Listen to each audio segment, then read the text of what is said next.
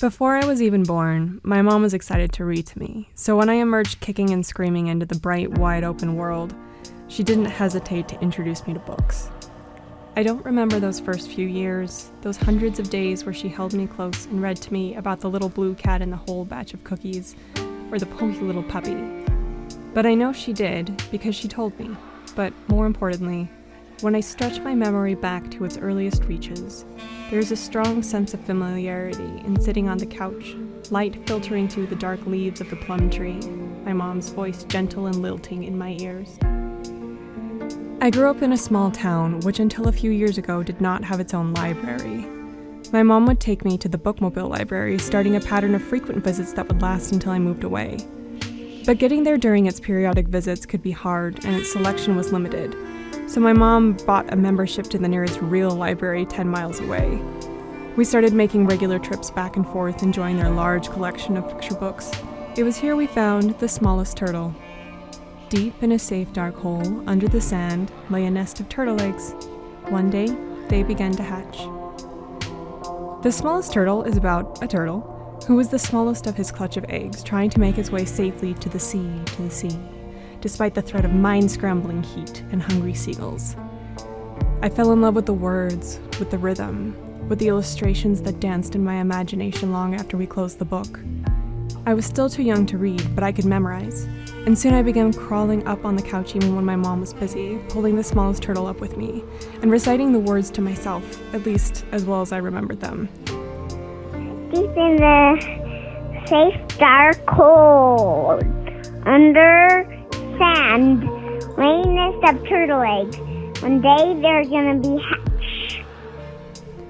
Over and over we read the book, and when the 2-week loan period was over, my mom renewed it, and again, until the library politely but firmly demanded their book back. This was a dark day in the Christensen household. Those were the days before Amazon brought the world to our doorstep, so my mom started going to brick-and-mortar bookstores and looking for it. Her father lucked in to help, too.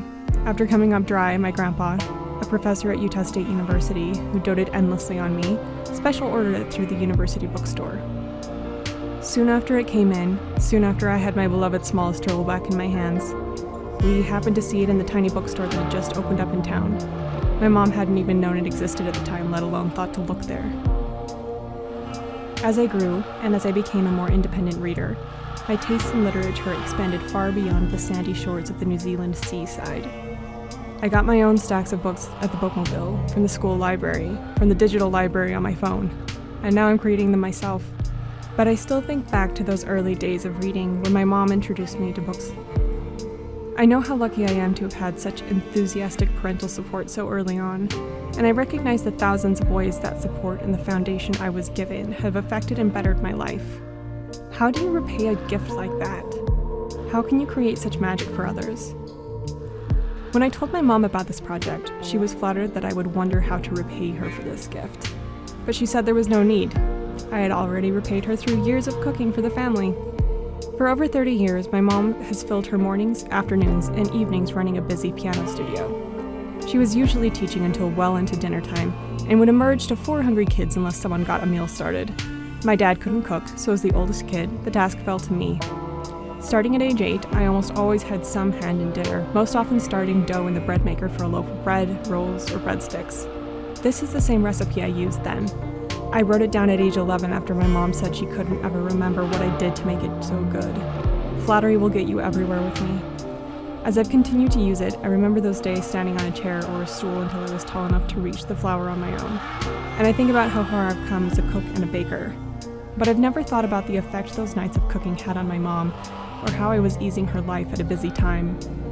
So when thinking about what kind of a project could encapsulate the gift that I've been giving, and a way that I can then pass it on, making bread seemed like a natural fit. Bread and turtles, and all the other stories and meals and moments threaded between them in the long years since.